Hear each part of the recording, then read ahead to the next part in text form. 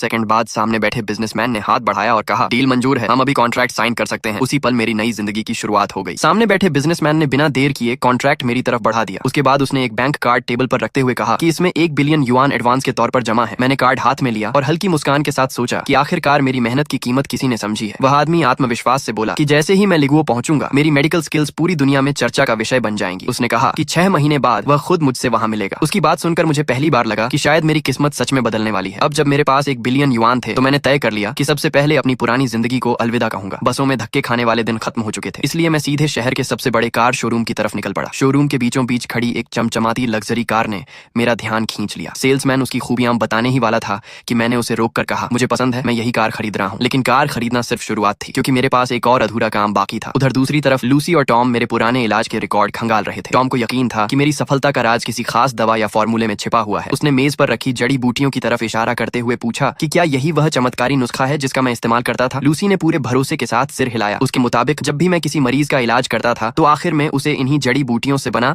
एक सूप पिलाता था। इसलिए उसे पूरा विश्वास था कि मेरी सारी ताकत इसी नुस्खे में छिपी हुई है। दोनों इस भ्रम में थे कि उन्होंने मेरा सबसे बड़ा राज खोज लिया है। उन्हें जरा भी अंदाजा नहीं था कि वे जिस चीज को चमत्कारी दवा समझ रहे हैं वह सिर्फ एक साधारण हर्बल ड्रिंक थी। असली ताकत तो उस सिस्टम में थी जिसके बारे में दुनिया में कोई नहीं जानता था। इसी दौरान टॉम के पास एक फोन कॉल आई। कॉल खत्म होते ही उसके चेहरे का रंग बदल गया। उसे पता चला कि मैं जेल नहीं गया हूँ, बल्कि एक नए सबूत और भारी सेटलमेंट की वजह से मुझे तुरंत रिहा कर दिया गया है। यह खबर सुनते ही टॉम गुस्से से भर गया। उसे यकीन था कि इस बार मैं पूरी तरह बर्बाद हो जाऊंगा, लेकिन उसकी सारी योजना पल भर में नाकाम हो चुकी थी। दूसरी तरफ मैं शांत था, क्योंकि अब हिसाब बराबर करने की बारी मेरी थी। कुछ समय बाद हमारी मुलाकात आमने सामने हुई। टॉम ने मुझे घूरते हुए कहा कि मैं उसका कुछ नहीं बिगाड़ सकता, लेकिन उसके शब्दों में जितना घमंड था उसकी आंखों में उतना ही डर छिपा हुआ था। मैंने उसकी तरफ देखते हुए सोचा कि जब उसने मेरा क्लिनिक नहीं खरीद पाया तो उसने मेरी गर्लफ्रेंड को खरीद लिया। देश के सबसे बड़े मेडिकल ग्रुप का मालिक होने के बावजूद उसने जीतने के लिए सबसे गंदे तरीकों का इस्तेमाल किया था। उसी समय मैंने चुपचाप सिस्टम को एक्टिव कर दिया। अगले कुछ सेकंड में एक के बाद एक कई बीमारियां सफलतापूर्वक ट्रांसफर होने लगी। सिस्टम लगातार नोटिफिकेशन दिखा रहा था और मेरे मेरिट पॉइंट्स धीरे धीरे बदल रहे थे। फिर लूसी की आवाज मेरे कानों में गूंजी। वह हंसते हुए कह रही थी कि अगर उसे कभी मेरी जरूरत न पड़ती तो वह मेरी तरफ देखती भी नहीं। उसके लिए मैं सिर्फ एक ऐसा इंसान था जिसे इस्तेमाल किया जा सकता था और फिर फेंका जा सकता था। उसने स्वीकार किया कि पिछले 3 सालों में उसने कभी मुझसे प्यार नहीं किया। मैं उसके लिए सिर्फ एक साधन था, एक ऐसा आदमी जिसे वह अपनी सुविधा के हिसाब से बुलाती और छोड़ देती थी। उसकी हर बात मेरे दिल में तीर की तरह चुभ रही थी, लेकिन इस बार मैं टूटने वाला नहीं था। सिस्टम ने एक और ट्रांसफर पूरा होने की सूचना दी। मैं बस खड़ा रहा